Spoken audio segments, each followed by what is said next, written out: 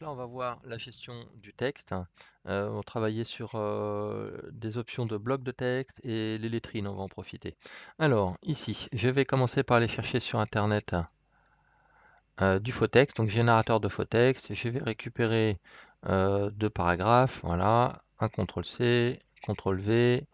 Ici, je place mon texte, donc, ok. Je vais le mettre sur deux colonnes, ici. Je vais réduire la gouttière, pof, voilà.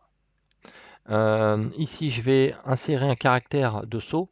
Donc, texte, insérer un saut et un saut de colonne. Voilà, donc je supprime l'espace, comme ça j'ai mes deux colonnes. Je vais en profiter pour justifier mon texte. Voilà, donc il y a énormément d'options. Alors, ici, on va aller dans texte et on a donc ici, c'est bloc. Voilà, option de bloc de texte. Option de bloc de texte. Et ici, on a les marges. C'est important, les marges intérieures. Vous voyez?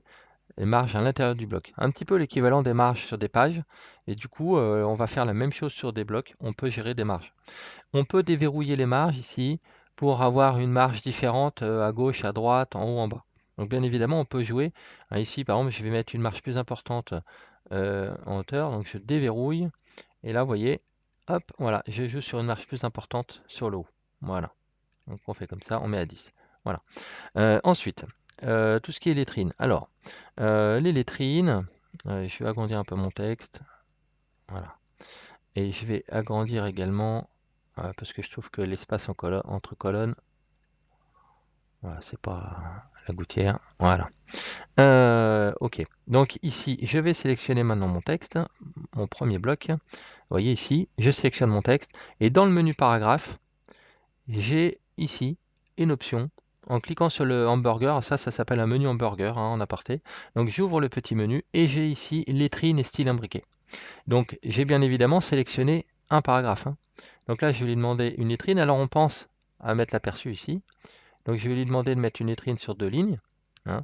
Vous voyez, je peux même faire deux caractères, on voit tout. Alors on n'a pas créé de style de caractère ici, on verra ça plus tard, mais là je crée une lettrine et je fais OK. Donc là, vous voyez, on a une lettrine. Alors après, attention, parce que si vous faites plutôt ça, là, en augmentant la taille de la police, alors on peut faire ça aussi, hein, on augmente la taille de la police, et vous changez même de police si vous voulez, hein. Voilà. Donc ça n'a rien à voir, hein, d'accord? Donc faites attention, ça c'est pas une lettrine. Hein, alors ici on va pouvoir jouer sur l'espace, voilà. Donc ça c'est deux façons de faire, hein. Mais là on a vraiment la fonction lettrine, d'accord? Donc voilà, ici ce qui est intéressant, je rappelle, lettrine et objet, option de bloc, très important, les marges intérieures, et la gestion des colonnes avec la gouttière. Voilà.